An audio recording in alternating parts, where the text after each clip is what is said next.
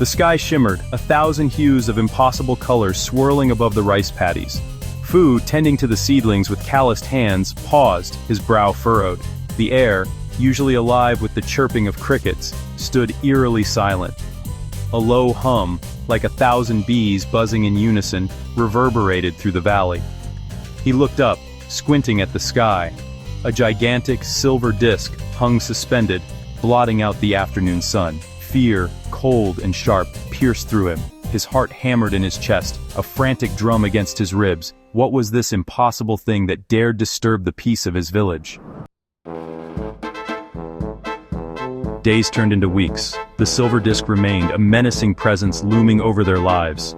Fear gave way to an unsettling curiosity in Fu. He felt a pull, an unseen force urging him towards the strange object. He dreamt of cold, metallic corridors and eyes as vast as the night sky. One day, a voice, thin and reedy like the wind whispering through bamboo leaves, echoed in his mind. It spoke of a distant star system of dwindling resources and a desperate search for a new home.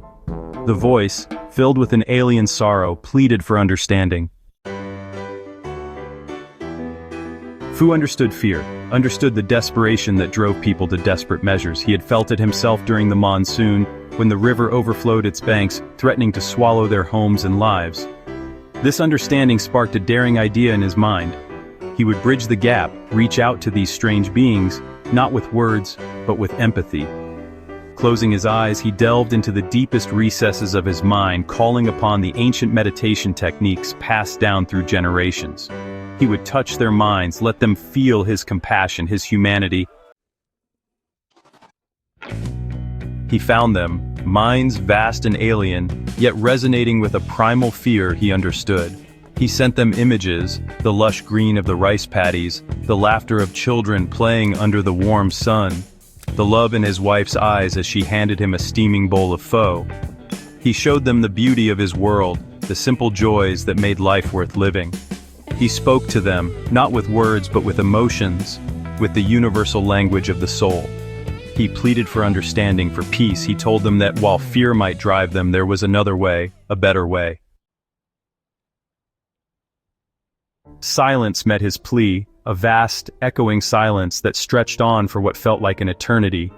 Then, a flicker of understanding, like a single candle lit in a vast cavern. The alien minds, cold and calculating just moments before, softened, touched by the raw emotion flowing from him.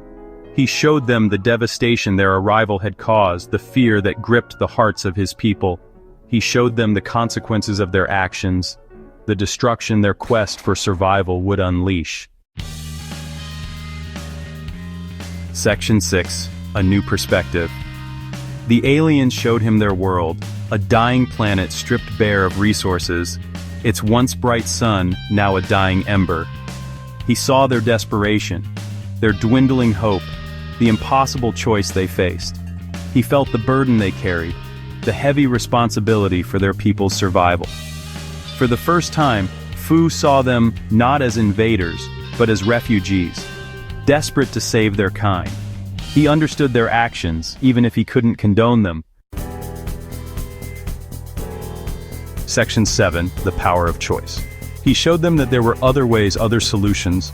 He spoke of cooperation, of shared resources, of a future where both their peoples could thrive.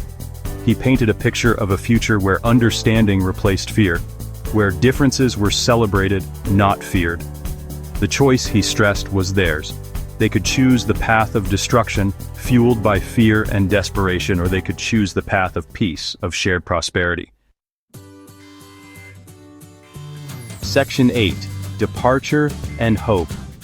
The silver disk, which had hung menacingly for weeks, slowly began to rise. A low hum, this time tinged with a new note, a note of hope, filled the air. Fu watched, his heart filled with a cautious optimism, as the alien vessel disappeared into the endless expanse of the sky. The silence that followed was no longer filled with fear, but with the quiet hum of life, resuming its natural rhythm. The villagers emerged from their homes, their faces etched with relief and gratitude. Section 9. A Hero's Welcome. Fu, the humble rice farmer, became a beacon of hope, a symbol of peace. He had stared into the face of fear and emerged victorious, not through force, but through understanding and compassion. His courage, his unwavering belief in the inherent goodness within all beings, had saved his people and offered a new path, a new hope for the future. And so, the story of Fu, the man who talked to the stars, was passed down through generations, a timeless reminder that even in the face of overwhelming odds, empathy and understanding can be the most powerful weapons of all.